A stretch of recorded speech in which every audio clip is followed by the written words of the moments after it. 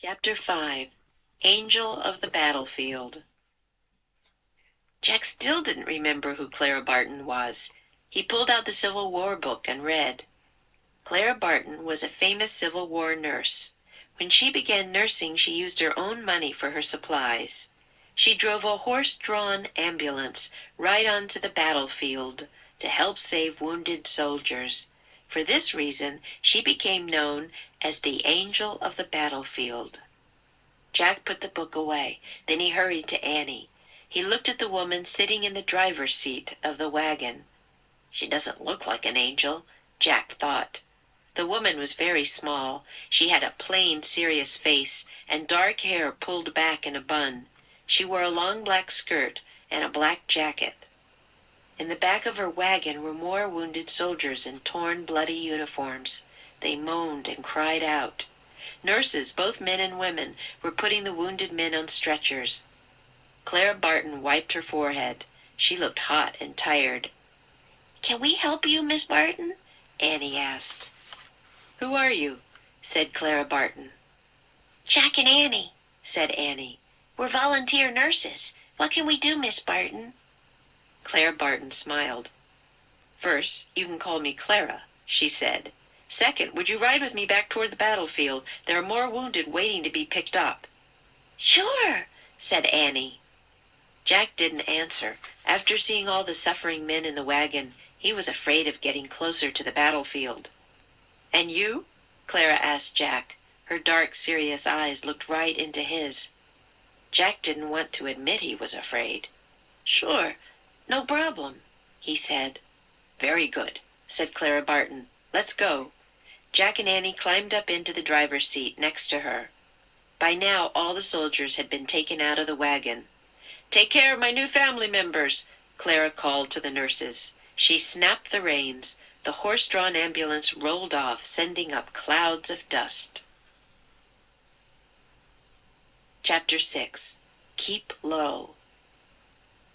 The wagon jerked and swayed as it bumped over the dry ground. Jack felt as though he were frying in the hot sunlight. Dust from the road filled his throat and eyes. The boom of cannons grew louder and louder. Jack heard popping sounds, too, like the noise of firecrackers. "What's that popping noise?" he shouted, blinded by the dust and sunlight. "Musket fire," said Clara. Jack remembered that muskets were long, old-fashioned guns. "What are those flashes?" asked Annie. Jack tried to open his eyes and see what she was talking about. He saw bright flashes of light in the distance and puffs of smoke in the sky.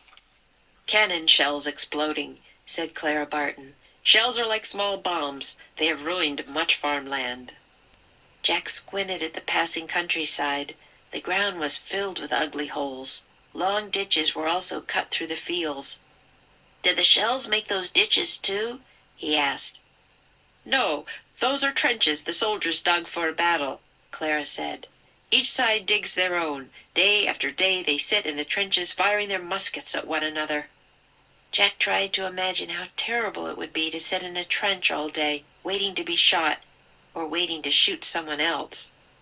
"We have to get some water," said Clara. She drove the wagon to a narrow creek. A stream of water flowed downhill, running over rocks. The wagon came to a halt. Jack heard a whistling sound, then another. "Keep low!" cried Clara. "What's that?"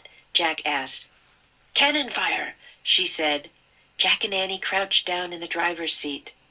Jack felt a rush of panic. He pulled out their list. His hands were shaking as he read, "Be brave." "Oh, great," he thought. Another cannon shell whizzed overhead, then another. The ground exploded over and over in flashes of light. Dirt clods flew everywhere. Clouds of smoke and more dust filled the air. The horses neighed and whinnied. "Be brave," Jack thought. "Be brave." ㅅ매직트리하우스 Book 21 Civil War on Sunday Chapter 5 and 6. Chapter 5 Angel of the Battlefield. For this reason she became known as the Angel of the Battlefield. She doesn't look like an angel, Jack thought. Wipe one's forehead. Clara Barton wiped her forehead. Roll off. The horse-drawn ambulance rolled off, sending up clouds of dust. Chapter 6. Keep low. Puffs of smoke. He saw bright flashes of light in the distance and puffs of smoke in the sky. Cut through the field. Long ditches were also cut through the fields. To be shot. Jack tried to imagine how terrible it would be to sit in a trench all day, waiting to be shot or waiting to shoot someone else. Come to a halt. The wagon came to a halt. Day after day, they sit in the trenches, firing their muskets at one another. Practice makes perfect.